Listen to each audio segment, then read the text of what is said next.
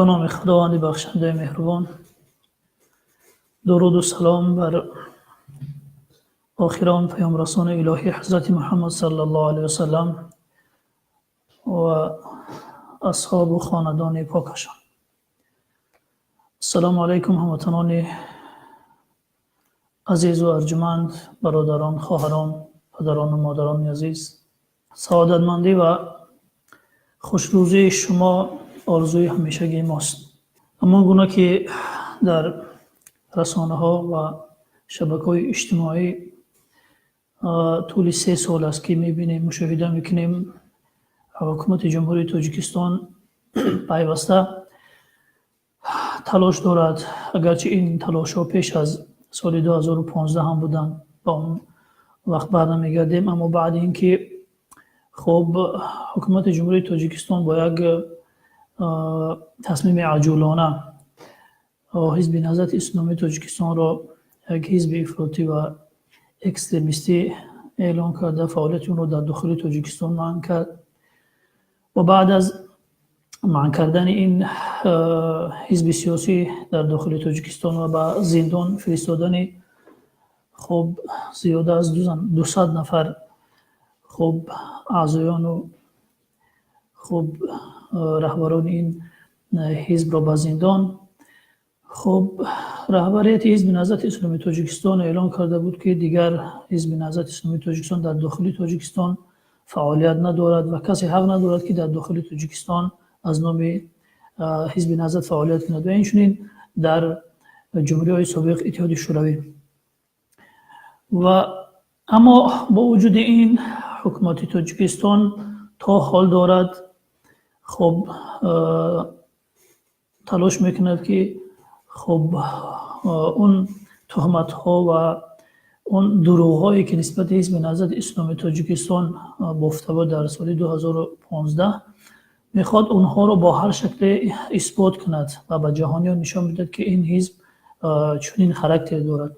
اما نگفتن امانت که اون چیزی که عیان است حاجت به بیان نیست و این دروغ پراکنی ها و این تهمت های حکومت تا حال هیچ نتیجه ندادن و یکی از این دستگاه ها و کمیته ها یا دستگاه های حکومتی که پیوسته تلاش میکند و هر روزه قریب در سایت های اون کمیته و اون خب نهاد یک تهمت نامه در مورد حزب نهضت اسلامی تاجیکستان پخش میشه و حتی در سفرهای که خارجی، سفرهای خارجی که دارن این کار انجام میدن که این من در این جا زیادتر میخوام روی شورای علمای تاجیکستان خصوصا سید مکرم عبدالقادر زاده و کمیته دین صحبت داشته باشم که اینها پیوسته کارشون شده است تهمت زنی، دروغ بافی، خب ذهن مردم رو مشوش کردن، خب مردم رو فریب دادن. این مدت 3 سال شد وقتی که هر هفته قریب چند مواد در این در سامانه این دو نهاد دیده می شود و در سفرهایی که دارن این مفتی سید مکرم عبدالقادر زاده و اینچنین دیگر اعضایان این شورای علما و کمیته دین در هر جا شده است کارشون تهمت زنی به حزب نهضت اسلامی تاجیکستان، با وجود اینکه فعالیت این حزب در داخل تاجیکستان قطع کرده شده است و کسی هم خب در این مورد صحبت نمیکنه در داخل تاجیکستان و فعالیت هم نمیکنه. اینها چون که کار دیگر ندارند و نمیدانند برای مردم چی بگویند، تنها این رو وظیفه خود کردن و دنبال این کار هستند. در این چند دقیقه که در حضور شما دوستان هستیم چند هشدار اول به کسانی داده می شود که پیوسته پشتیبانی از ظالم میکنند، پیوسته تلاش میکنند که حقیقت را بپوشانند، پیوسته تلاش میکنند که مردم را فریب بدهند، برای مردم دروغ بگویند. خب در اینجا صحبت خواهیم کرد و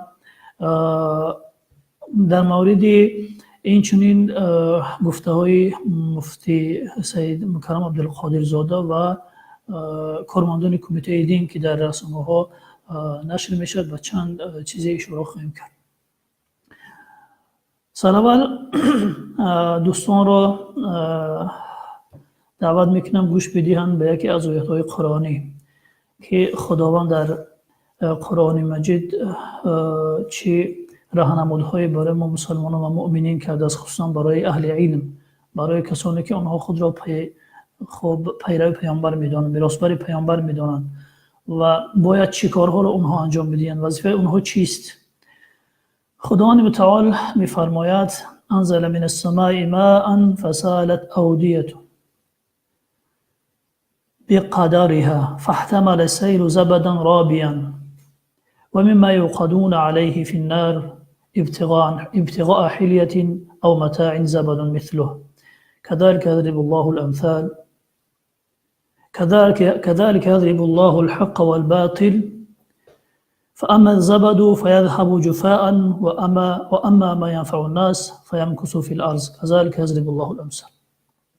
در این آیه مبارکه خداوند با آوردن چند مثال، با زدن مثال ذهن ما را به اون طرف میکشد که حقیقت همه وقت پایدار میماند، از بین نمی رود، اما باطل در هر کجای قرار داشته باشد، در هر سطحی که باشد، برای اون هر چی تلاشی هم کرده شود اون خواه نخواه از بین خواهد رفت. خدا میفرماید در این آیات که ما از آسمان آب نازل میکنیم و اون آب در رودها جاری می شود.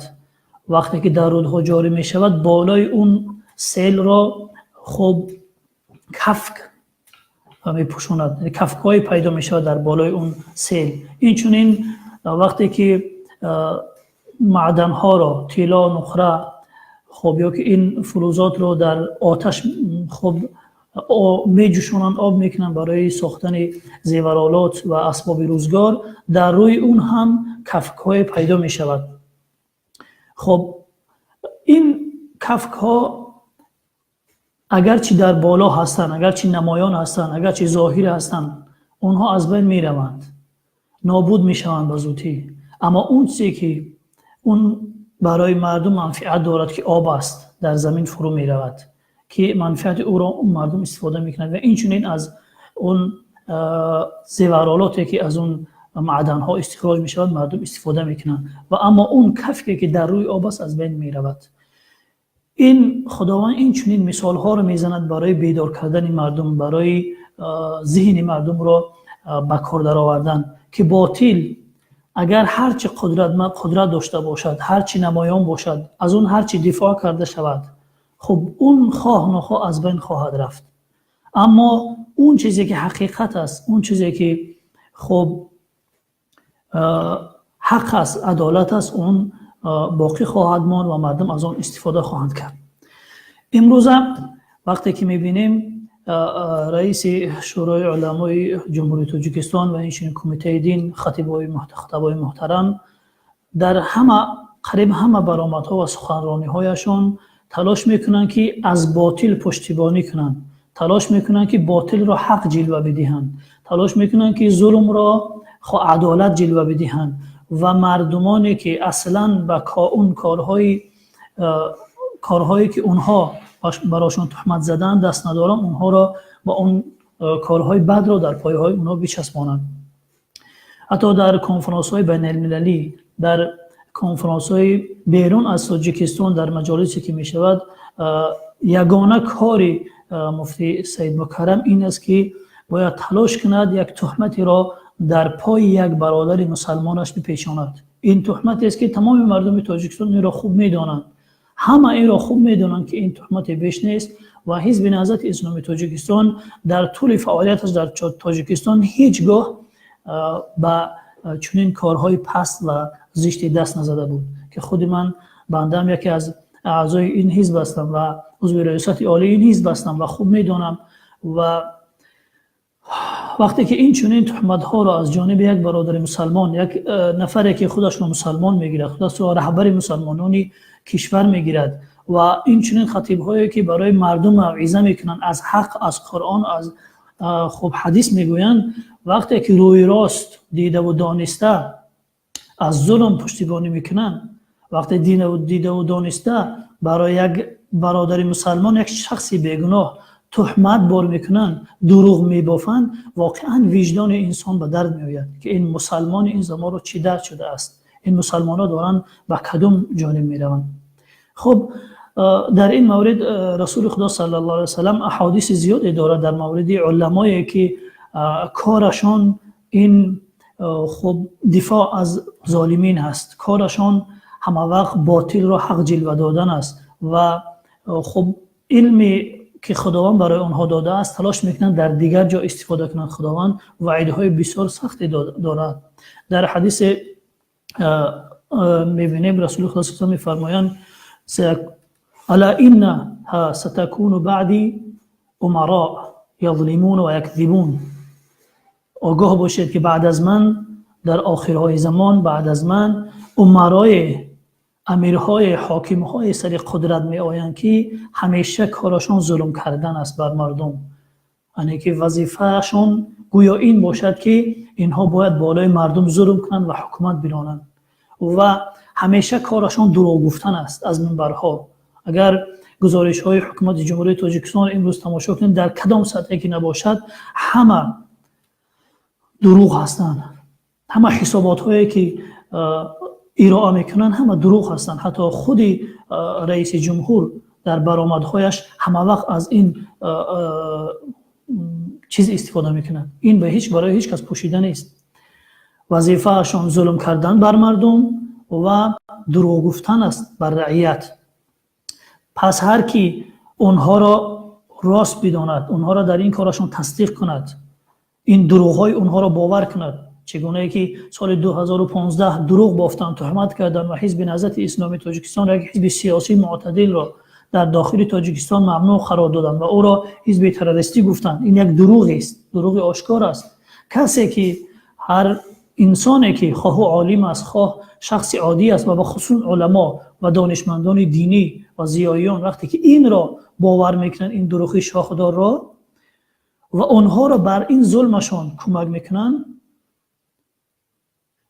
صدقهم بکذبهم، و بر ظلمشان اونها را کمک میکنه در این ظلمی که بالای مردم دارن میکنن هر روزه و هر روزه با چشم سر میبینیم، مشاهده میکنیم و این کار را الان دارن میخوان در بدخشان انجام بدهن، بالای مردم توپ و تانک بکشن.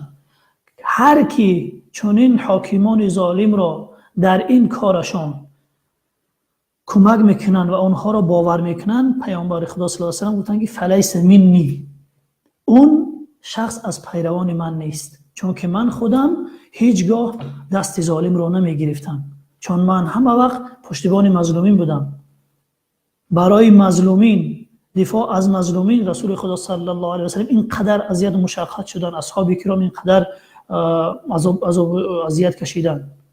اون کسی که از ظالم پشتیبانی میکند اون از من نیست، گفتن رسول خدا صلی الله علیه و سلم، و انا ولا انا منه، و من هم از اون نیستم، من هم پیامبر چنین شخصانی نیستم، چون که من آمدم که خب برای مردم پیام برسانم که باید از هر کی قدرت دارد، هر کی مثلا جایگاه و منصب دارد باید از او پشتیبانی کرد، باید همراه او شد.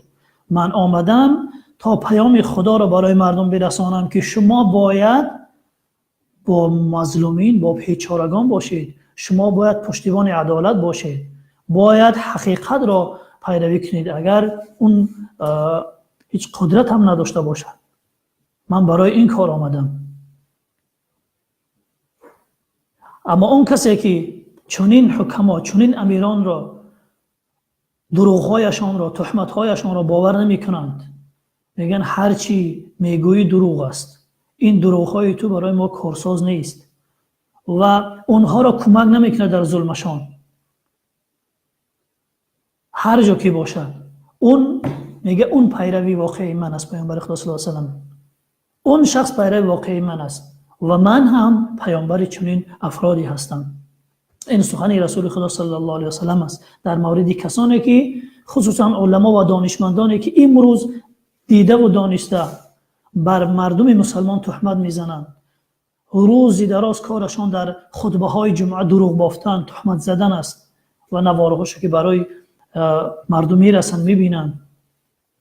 و کنفرانس آخری که در قاهره برگزار شد و مفتی سید مکرم اونجا شرکت داشت و بعدی برگشتن در اونجا مقاله‌ای که در آخر در خاور چاپ شد، من اون را خواندم، مطالعه کردم و از نام شخصیت‌های در اونجا آورده است که چنین شخصیت‌ها مفتی لبنان فلان و فلان نفران شخصیت‌های برجسته اسلام در اون کنفرانس حزب نهضت اسلامی تاجیکستان را حزب تروریستی معرفی کردند و خود مفتی هم ناشرمیده در اونجا گویا درخواست کرده باشد از مفتیان جهان که شما این کار را انجام بدهید. بعد خواندن این مقاله من مجبور شدم که این کنفرانس رو پیدا کنم و سخنرانی این شخصیت‌ها را گوش بکشم که در اون کنفرانس چی گفتن. اگرچه فرصت نشد و چند نفر از این نفران را گوش کشیدم، تماشا کردم، دیدم که اصلا در این مورد صحبتی ندارن. این دروغ‌هایی که در نشریه‌های رسمی چاپ می‌شود از کجا باشن؟ برای چی هستن؟ برای چی هدفه؟ آیا تو سید مکرم عبدالقادر زاده تو را رئیس شورای علما کردن برای اینکه فقط تهمت بزنی، فقط دروغ بگویی، مردم را فریب کنی، یا که پشتیبانی از مقدسات و ارزش‌های دینی مردم کنی؟ واقعا جای شرم است. دلم با چنین علما و دانشمندانی که علم الهی را، دانش را می‌فروشند و اون را برای حاکمان و ظالمان استفاده میکنند. در اینجا میخوام از یک قصه یاد کنم که بسیار بر این موضوع ما ربط دارد. قصه که در زمان رسول خدا صلی الله علیه وسلم این قصه به وقوع پیوسته بود و در این قرآن اون قصه را در قرآن خداوند اون قصه را ذکر میکند و برای ما درس‌های عبرت‌های زیاد میدهد که مبادا شما هم گرفتار چنین کار شوید. قصه است که در زمان رسول خدا صلی الله علیه وسلم یک دزدی در مدینه می شود که اون دزد از بنی ابیرق هست و از خانه همسایه خود یک کیسه آرد را می دزدد و به خانه خود می برد. وقتی متوجه می شود که خب از این کارش آگاه می شوند، خلاصه قصه را بیان می کنم، اون کیسه آرد را برده در خانه یک یهودی میگذارد و از خویشاوندان خود، دوستان خود درخواست میکند که شما خب کیسه آرد، خب اون چیزی دزدیده در خانه یهودی است. اون یهودی نامش زید بود. اون را به پیش پیامبر بروید و بگوید که خب فلان نفر دزدی کرده است. خلاصه کار چنین میشود و نزد پیامبر صلی الله علیه و آله میروند و این واقعه را میگویند. پیامبرم چون که بر ظاهر وقتی که میبیند که یک گروه کلان شهادت میدین که دوست فلانی است، پیش از اینم صاحب اون مال قتاده ابن نعمان نزد پیامبر صلی الله علیه و آله و ماجرا را قصه میکند که و اون هم از همسایه خود ابن ابیرق شک داشت و میگوید که همسایه من چون این کار کرده است. اما وقتی که خویشاوندان اون دوست معین شاهدی میدهند و گناه را بر دوش خب اون یهودی بار میکنه، پیامبر صلی الله علیه و آله دیگر میماند، میبیند که شاهدا چنین میگویند. در این زمان پیامبرم خب قریب که خب بر اساس ظاهر حکم صادر میکرد و اون یهودی را گناهگار میکرد و این کار این قبیله، این خویشاوندان دوست با این خاطر بود که در اون زمان در مدینه همه وقت یهودیان که در اونجا قرار داشتن فقط نقشه میکشیدن در مقابل اسلام و در مقابل مؤمنین و کار میکردن که اذیت و آزارشون برای مسلمانان برسد. این دوست و این خویشاوندان او فکر کردن اگر ما این کار را بر دوش یهودی پردازیم، پیامبر حتما به خاطر که اونها با پیامبر دشمنی دارن سخن ما را قبول میکنند. اما در این زمان نزدیک وحی نازل می شود، جبرائیل به سراغ پیامبر صلی الله علیه و آله می آید و خطاب به پیامبر می گوید ولا تجادل عن الذين يختانون انفسهم، یعنی ای پیامبر صلی الله علیه و سلم تو هیچگاه از کسانی که خیانت میکنن بر خودشان، چون که هر خیانتی که انسان انجام میدهد اون عاقبتش سزاش برمیگردد بر خودش. پیامبر صلی الله علیه و سلم میگه تو از خائنان دفاع نکن. در اینجا خطاب با پیامبر است. اما این خاص به پیامبر نیست، چون که ما قاعده کلی در علم اصول فقه و تفسیر داریم که خب العبرت بعموم اللفظ لا بخصوص المعنى. اعتبار خب در استنباط احکام عمومیت لفظ رو میکنن نه خصوصیت معنا رو. در اینجا اگرچه خطاب به سوی پیامبر صلی الله علیه وسلم است، اما خب این حکم متوجه همه انسان ها می شود، همه مسلمان ها می شود. اینجا پیامبر خطاب قرار میده، چون که پیامبر باید الگو برای همه ما باشه در جاری کردن عدالت در جامعه. یعنی که شما همگی ای مؤمنان نباید در هیچ صورت، در هیچ وقتی از کسانی که خیانت برای مردم میکنند دفاع کنید. این خائنان، این نمود خیانتکاران در همه دور و زمان هستند. گناه را خود صادر میکنند، گناه از خود اونها صادر میشود.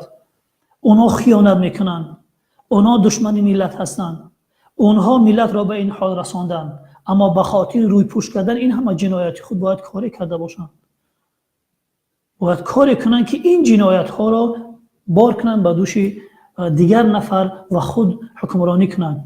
در حدیث دیگر داریم رسول خدا صلی الله علیه و آله میگه در آخر زمان امرا و حاکم های سر قدرت میآیند که اطراف اونها را کرشپرکان زیادی از مردم احاطه کرده است که اونها اون باطل اونها را حق جلوه میدهند. این نمود علما و دانشمندان به مانند این مفتی سید مکرم و امثال اون که همیشه کارشان دروغ بستن، تهمت کردن، همیشه کارشان دفاع از باطل و ظلم است، همان کرشپرکایی را میموند که رسول خدا صلی الله علیه و آله در احادیث گفتند. در اینجا خطاب به سوی همه ماست، شما نباید در هیچ صورت از ظالم دفاع کنید، از خائن دفاع کنید. ان الله لا يحب من كان خوانا اثیما، چون خداوند هیچگاه خیانتکار را دوست نمی‌دارد. اون شخصی که همه وقت کارش خیانتکاری است، اون رو خداوند هیچگاه دوست نمی‌دارد. در طول 27 سال استقلالیت جمهوری تاجیکستان همه مردم می‌دونن که خیانتکار کیست. وقتی که حکومت مراسای ملی تشکیل شد و تمام قشر مردم در این حکومت سهیم بودند و می‌خواستند یک حکومت مردمی، یک حکومتی که در خدمت مردم باشد بنا کردند. این حکومت را کی خیانت کرد بر این حکومت و این را کی از بین برد؟ کی شروع کرد جنگ را؟ این برای مردم هم آشکار است. این سفسطه های مفتی و بنام مفتی صفتان و امثال اون را کی گوش میکند؟ واقعیت تاریخ هم ثبت است.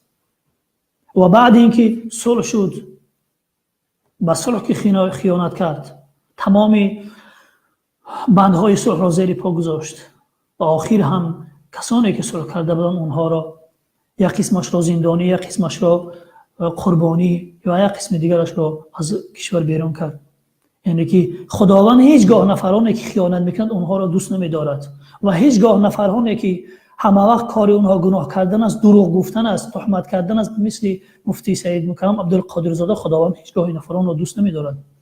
یعنی هر کی عادت اون خیانت کردن است، اون عادت کرده است به خیانت کردن، اون عادت کرده است به گناه کردن و دیگر اون نیتی برگشتن از این کارش را ندارد و از عقاب خداوند، از عذاب خداوند میترسد، در حالی که خداوند هر لحظه اعمال اون را مراقبت دارد. همه اون نقشه های پلیدی که در اداره ها شیشته میکشند، در شب ها شیشته میکشند برای مردم بیگناه را گناهگار معرفی کردن برای جهانیان، امروز هم میبینیم که مردم بیگناهی بدخشان را تلاش دارند که اونها را برای مردم گناهگار معرفی کنند و چی کار کردنشان را نمیدانند. اینو خداوند همه این را میبیند و نفرانی که در این کارها سهیم هستند همه اونها را مجازات میکنند. در دوامی آیات خداوند میفرماید یستخفون من الناس ولا یستخفون من الله. این شخصان نفرانی هستند که از خدا نمیترسند، این کارهای خود را از مردم پنهانی انجام میدن. این نقشه های پلید خود را به خاطر پوشیده کردن، روپوش کردن جنایت های خود از مردم پوشیده نگه میدارن. با کدام طریق؟ با این طریق که گناه خود را، خیانت خود را، جرم خود را بار میکنن به دوش دیگر نفر. این در طول تاریخ آمده است و تاریخ این واقعه ها را زیاد دیده است. گناه را خود میکنن، خیانت را خود میکنن، اما تلاش میکنن اون را بر دوش دیگر کسب کنن. اما این همه در نامه اعمال اونها ثبت میشود و خداوند همه این چیز را دارد نظارت میکند و روز از اینها سوال میکند که این اعمالی که شما کرده به خاطر چی بود. دوام آیه خداوند میفرماید که اینجا خیلی مهم است دوستان دقت کنند. ها انتم هؤلاء جادلتم عنهم. در این آیه خداوند میفرماید که ای شما کسانی که از خائنان دفاع میکنید، از ظالمان دفاع میکنید، از کسانی که همیشه کارش خیانت کردن است، قیامت و دنیای خود را برباد میدهید، رسوا میکنید و از اونها به خاطر دو روزه زندگی دنیا، برای دو روزه منصب، برای دو روزه خطبه خواندن، برای دو روزه امامتی در مسجد کردن، برای دو روزه رئیس شورای علما بودن، از اونها دفاع میکنید، در این دنیا در نزد مردم بدانید در قیامت از اونها کی دفاع میکند؟ در قیامت از شما کی دفاع میکند؟ در این آیت خداوند هشدار میدهد برای کسانی که وظیفه‌شون، تلاششون همه وقت این است که حق را پوشیده نگه می‌دارن، همه وقت کوشش کنن که باطل را حق جلوه بدهند و از ظالمان دفاع کنند. شما وقتی که در این دنیا از ظالمان، از خائنان دفاع میکنید، فکر نکردید که در قیامت از شما و از اون ظالمین خائنین که دفاع میکنند. در این آیه یک چیزی را میخوام برای کسانی که این همه تهمت ها بالای اونها بار میشود از جانب خب حکومت جمهوری تاجیکستان، چی در داخل هستند چی در خارج هستند، خب مبارز هستند، مخالف هستند، هر کی هستند، این هشدار را برای اونها برسانم که در این آیه ها خداوند یک قاعده برای ما وضع میکند، یک چیز را برای ما میفهماند. میگه وقتی که یک کس حاکم باشد، اون قاضی باشد، هر نفری که باشد، با استفاده از شهادت های نادروغ، با استفاده از تهمت و دروغ حکمی را صادر کند، کسی را محکوم کند، گروهی را جنایتکار معرفی کند، چگونه که امروز در بدخشان دارد انجام میدهد و چگونه که سال 2015 حزب نهضت اسلامی تاجیکستان را حزب سیاسی معتدل و حزب اکستریستی و تروریستی اعلام کرد و دیگر گروه هایی که هستند، گروه 24 و مخالفانی که در خارج هستند، اینها را این حکم کرد.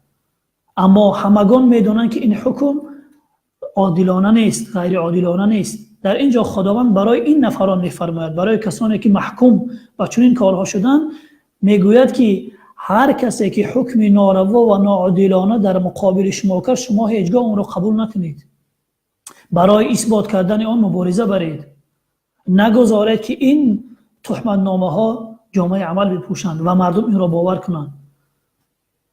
این وظیفه و مسئولیت هر نفر است که امروز حکومت بالای او تهمت میزند، برای اثبات کردن این دروغ ها و تهمت های حکومت باید تلاش کنند. در این آیت این قاعده نهفته است که هر کسی را که حکومت امروز تهمت میزند با فلانی بودن، با فلان بودن، با فلان بودن، باید برای اثبات کردن این تهمت ها و این دروغ ها تلاش خود را انجام بدهد. و یک چیز را نگفتن هموند که در اون کنفرانسی که در قاهره گذاشته است و در واخوری‌هایی که مفتی سید مکرم در استانبول داشت، از یک حدیث پیامبر صلی الله علیه و سلم ناشرمیده خب استنباط میکند و مردم رو، مسلمانان بیگناه رو گناهگار جلوه میدهد. در اون حدیثی که در اونجا استدلال میکنند میفرماید که رسول خدا صلی الله علیه و سلم گفتند حدیث پیامبر صلی الله علیه و سلم است، اما استفاده نادرست مفتی اینجا گپ سر استفاده نادرست سید مکرم عبدالقادر زاده است. در اون حدیثی که رسول خدا صلی الله علیه و سلم فرمودند که من حمل علینا سلاح فلیس منا و من غشنا فلیس منا. پیامبر صلی الله علیه و سلم گفتند که هر کی بر سر ما، یعنی که هر مسلمان، هر مؤمنی که بر سر مسلمان و مؤمن دیگر سلاح میبردارد، یعنی هر انسانی که بر سر انسان دیگر سلاح میبردارد، خب اون از ما نیست. و این را استفاده کرده است در مورد حزب نهضت اسلامی تاجیکستان. ای به انصاف، ای به وجدان، ای به شرف، یک بار وقتی که این حدیث رسول خدا صلی الله علیه و سلم را خواندی، یک بار فکر نکردی که فرد رسول خدا صلی الله علیه و سلم از تو میپرسد در تاجیکستان کی هست که مردم را میکشد؟ در تاجیکستان کی هست که مردم را وادار به خودکشی میکند؟ این حدیث در این حدیث اگر شرح حدیث رو مراجعت کرد این مفتی سید مکرم عبدالقادر زاده میبیند که در شرح این حدیث محدثین شارحون حدیث چی گفتن؟ هر کی سلاح بر سر مسلمان یا مؤمن و شخص دیگر میبردارد اون از ما نیست. امروز حزب نهضت اسلامی تاجیکستان در تاجیکستان نیست، فعالیت ندارد، اما هزارها قتل و کشتار از جانب حکومت تاجیکستان شده ایستاده است. و در اون زمان هم که از سال 92 این طرف اگر یک بار بشیند مفتی سید مکرم عبدالقادر زاده تحقیق کند، بخواند، مطالعه کند، میبیند که مثلا کی هست که امروز ملت تاجیک را میکشد، امروز ملت تاجیک را به این حال رسانیده است. و در ضمن این حدیث این چیز را هم افاده میکند هر کی سببگار کشته شدن یک انسان میشود اون هم در زیر این حدیث داخل است. امروز هزارها مردم تاجیک، هزارها انسان بیگناه در روسیه کشته میشوند. تابوت‌های هر روز یک دو سه تابوت به تاجیکستان میرود. سببگار این همه مردن‌ها، سبب‌های این همه کشتن‌ها کی هست؟ هر کی سببگار این همه بدبختی مردم است اون در مذمت این حدیث داخل میشود. یکمش شما مفتی سید مکرم عبدالقادر زاده که مردم را به این حال رساندید، از حق مردم دفاع نکردید، از ظالم از خائنان پشتیبانی کردید و روز تا روز وضعیت مردم بد شده ایستاده است. هر کی سببگار ریختن خون یک مسلمان است در این زیر مفهوم این حدیث داخل است. در حدیث دیگر رسول الله صلی الله علیه و آله می‌فرماید لو ان اهل السماء و اهل الارض اشتركوا في دم مؤمن لعکبهم الله فی النار. اگر اهل آسمان و زمین همش در خون یک انسان بیگناه شریک باشند خداوند قدرت دارد همه اونها را داخل دوزخ کند. این حدیث را چرا فکر نمی‌کنی که امروز کی هست که سبب‌های این همه مرگ و میر در تاجیکستان میشود، در مهاجرت میشود؟ چرا این حدیث را ذکر نمی‌کنی؟ چرا از منبرها این چیز را نمیگویی برای مردم که سببگار این همه کشتار در تاجیکستان، این همه سبب‌های مردن‌ها در ملک غربت در هجرت کی هست؟ چرا این را با سر مردم نمیرسانید؟ شما خطیب‌های محترم چرا این چیز را نمیگویید؟ شما اگر عدالت میخواهید، شما واقعا اگر میخواهید که حقیقت را مردم بداند باید این چیزها را برای مردم بگویید. مردم خودش میفهمد که کی است سببگار این همه قتل و کشتار. مردم بی عقل نیست، میداند که این همه تابوتی که از روسیه و تاجیکستان میآید سببگار این همه کیست. مردم خودش این را میداند.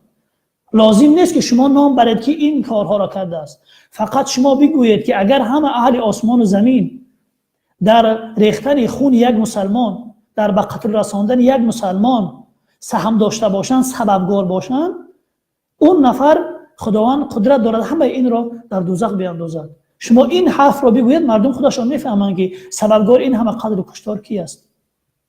رسول خدا صلی الله علیه و آله در حدیث دیگر میفرماید هر کی به اندازه یک کلمه در کشتن یک انسان سهم داشته باشد، به اندازه یک کلمه سببگار باشد، یک کلمه که یک انسان بیگناه کشته شود یا که دچار مرگ شود، فردا روز قیامت بلند می شود در پیشانیش نوشته شده است که این انسان از رحمت خدا ناامید است. این چیز را برای مردم بگوید. مهم نیست که شما بگویید که کی کرد و کی کرد، فقط شما واقعیت را برای مردم بگویید. مردم خودش درک میکنه که سببگار این همه کشتارها کی هست. در دوام حدیث رسول الله صلی الله علیه و آله میفرماید من غشنا فلیس منا. کسی که دروغ میگوید، کسی که مردم را فریب میکند، کسی که مردم را گول میزند او از ما نیست. این قسمت حدیث را چرا شرح و تفسیر نمیکنی که امروز مردم تاجیکستان را کی از فریب میکند؟ امروز ملت تاجیک را کی از دروغ میگوید برای مردم؟ امروز کی است که برای مردم خیانت میکند؟ چرا این قسمت حدیث را شرح و تفسیر نمیکنی؟ من غشنا فلیس منا. غش یعنی چی؟ یعنی ضد حقیقت را نگفتن. اینا میگن غش. پیامبر گفتن هر کی حقیقت را، واقعیت را نمیگوید بلکه دروغ میگوید، مثل مفتی سید مکرم و امثال اون، و تهمت میزند، اون از ما نیست، اون پیرو من نیست، اون پیرو واقعی من نیست. چون که من آمدم تا که عدالت برقرار کنم، تا که حق بگویم. متاسفانه این بدبختی گرفتار امروزه علما و دانشمندان ما شده است. واقعا این جای افسوس خوری است. چرا این حدیث را شرح تفسیر نمیکنید؟ اگر شما واقعا میخواهید که حقیقت را مردم بدانند، اگر شما واقعا غمخوار مردم ملت تاجیکستان هستید، مرحمت برایت صحبت کنید، ما هم صحبت میکنیم، شما هم صحبت کنید، در پخش مستقیم مردم ببینن حقیقت در کجاست.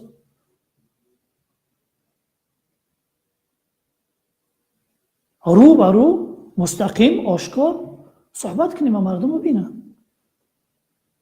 گناهگار هر کی هست باید جواب بگوید. هر کی گناه میکند باید جواب در نزد مردم و در نزد خدا. خب از مردم امروز پنهان میکنیم، فردا در نزد خداوند چگونه اینها را پنهان میکنیم؟ با کدام راه، با کدام ثروت، با کدام قدرت؟ در اونجا قدرت نیست، ثروت نیست، پول و مال نیست، منصب نیست، رئیس شورای علما نیستی، خطیب نیستی، کمیته دین ده کار نمیکنی، منصب نداری. اون روز چی کار میکنی؟ فکر اون روز را کرده؟ در این دنیا میتوانی که این جنایت ها را، این خیانت ها را از مردم پوشیده بداری، اما در روز قیامت چی کار میکنی؟ برای این من این درخواست را دارم که اگر واقعا غم مردم را میخورید، اگر واقعا عدالت را میخواهید، این همه زندان ها را پشت دری بسته نمیکردید، این همه کارها را پوشیده از مردم انجام نمیدادید، آشکار در بین مردم میکردید، مردم میدیدن. حالا هم دیر نشده است. اعتراف کنید با اشتباهات خود، با خیانت های خود. ملت تاجیک مردم با رحم از شما را میبخشد، اما این چون این رفتن بگیرید، عاقبتش خواه نخواهد به بنبست میرسد.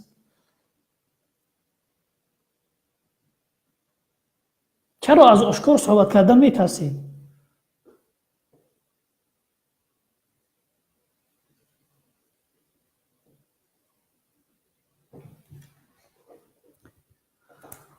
واقعا دلت برای ملت، برای مردم میسوزد.